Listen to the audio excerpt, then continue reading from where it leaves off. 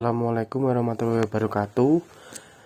Perkenalkan, nama saya Ardiansyah Dharma Putra, NIM G311210054. Saya di sini akan menjelaskan komponen elemen atau komunikasi massa. Yang pertama, pengertian model komunikasi.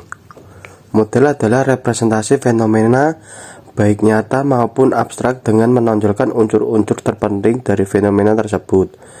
Model komunikasi dimaksudkan untuk mempermudah dalam menjelaskan fenomena komunikasi. Di samping untuk menjelaskan, model komunikasi juga dimaksudkan mereduksi fenomena komunikasi. Dalam model komunikasi terdapat unsur yang terabaikan dan tidak terjelaskan oleh model yang dimaksudkan. Suatu model mempresentasikan secara abstrak ciri-ciri penting dan menghilangkan rincian komunikasi yang tidak perlu dalam kehidupan nyata. Model adalah gambaran informal untuk menjelaskan atau menerapkan teori. Model merupakan teori yang disederhanakan. Lalu, ada fungsi model komunikasi menurut Gordon Wiseman dan Larry Barker. Yang pertama, ada melukiskan proses komunikasi. Yang kedua, menunjukkan hubungan visual. Dan yang ketiga, membantu dalam menemukan dan memperbaiki kemacetan komunikasi. Sementara menurut Deutsch, fungsi model adalah yang pertama, mengorganisasikan kemiripan data dan hubungan yang tadinya tidak teramati. Yang kedua, heuristik, menunjukkan fakta-fakta dan metode baru yang tidak diketahui.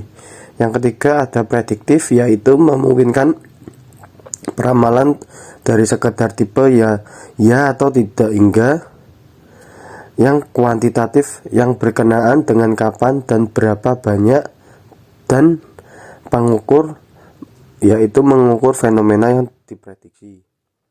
Lalu ada beberapa kriteria dalam menilai model, yakni yang pertama, seberapa umum general model tersebut, seberapa banyak bahan yang diorganisasikannya, dan seberapa efektif. Yang kedua, seberapa heuristik model tersebut, apakah membantu menemukan hubungan-hubungan baru, fakta atau metode.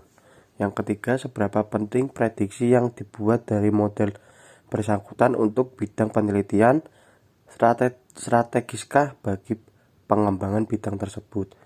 Yang keempat, seberapa akurat pengukuran yang dapat dikembangkan dengan model tersebut. Sementara menurut Deutsch mengidentifikasikan 3 kriteria dalam penilaian terhadap model, yakni yang pertama, derajat orisinalitas model, yang kedua, tingkat kesederhanaan dan kehematan model, dan yang ketiga, ada tingkat kekonkretan model.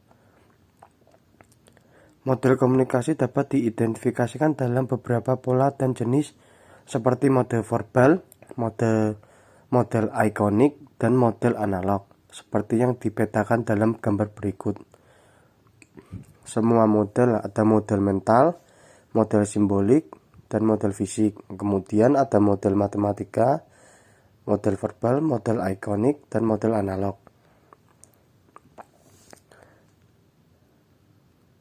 Model verbal adalah model yang dinyatakan dengan kata-kata dirumuskan dalam kalimat-kalimat. Misalnya definisi Laswell, model SMCR Berlow, model verbal Garbener, dan lain-lain, sering dibantu dengan grafik, diagram, atau gambar. Model ikonik yang penampilan umumnya atau rupa, bentuk, dan tanda menyerupai objek yang dimodelkan, seperti model pesawat terbang, mobil, boneka, maket gedung, dan lain sebagainya. Yang ketiga, model analog berfungsi serupa dengan yang dimodelkan meskipun bentuk fisiknya tidak serupa. Misalnya komputer yang fungsinya menyerupai otak manusia. Yang keempat, model komunikasi dimaksudkan untuk memberikan identifikasi, penggambaran atau klasifikasi komponen-komponen yang relevan dalam proses komunikasi. Model komunikasi dapat menunjukkan dengan jelas unsur-unsur komunikasi yang terlibat dalam proses komunikasi. Sekian materi yang saya sampaikan. Wassalamualaikum warahmatullahi wabarakatuh.